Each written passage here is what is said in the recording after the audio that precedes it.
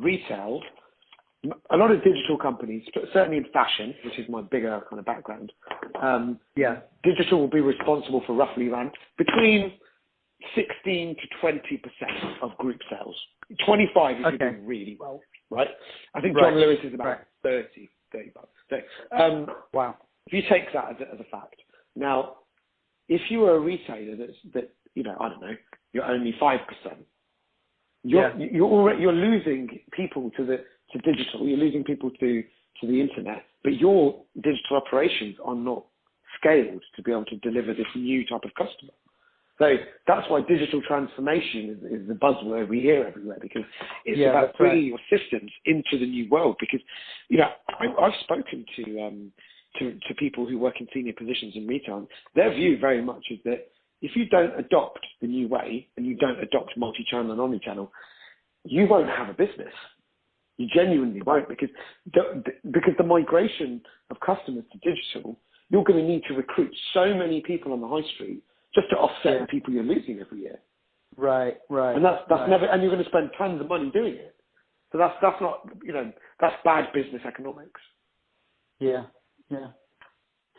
I mean, on the question of economics, I mean, you were talking about, same day delivery, ability to return it to any branches. That's expensive, right? Amazon is, they're not, are they profitable yet? But they are. Barely. Right. Yeah. And they're doing that because they're trying to win the market.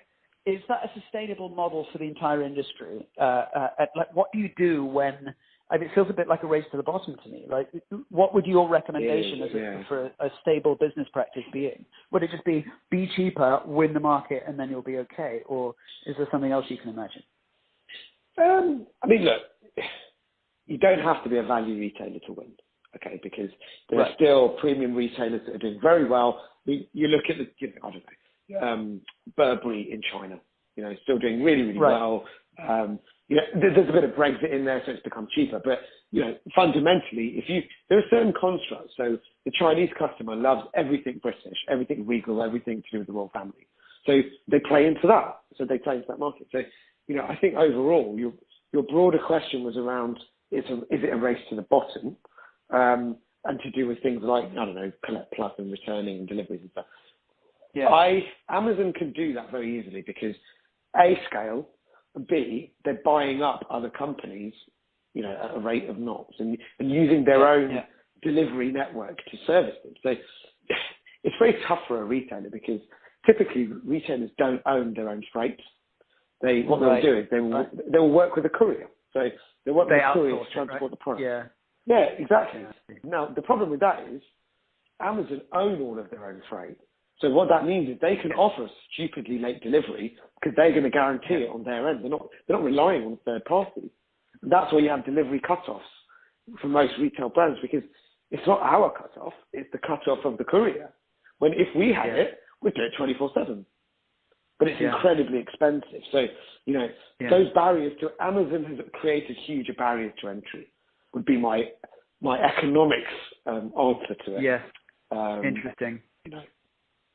That would be my answer. But it's not insurmountable. I think you've seen certain other brands that are making. I talk about the fast fashion retailers doing well, but like I said, it is costly. A lot of these companies are not profitable for that reason. Amazon is barely profitable. Right. It's in the sort of $500 billion, but it makes something like $100 million in profit. So, it's crazy, isn't it? But they spend all their money on being the best. And what they'll say is, we'll win on revenue, right? But we're going to pump loads of cost through the business because it's not cheap to do drones and it's not cheap to offer same-day delivery in 90 minutes. That's obviously incredibly expensive. So they're willing to take that hit to get the trust of the customer to say that you're my partner on convenience. Yeah, that's right. I mean, it's almost everyone I've spoken to is scared of it. I have two more questions. We only have 7 minutes. So, by the way, this has been really interesting. Thank you. I think you've given me a window into best practices and also a couple of kind of constructs. I know you've used that word. A couple of constructs for me to think about. I have one question more broadly about. I mean, so I have a colleague in London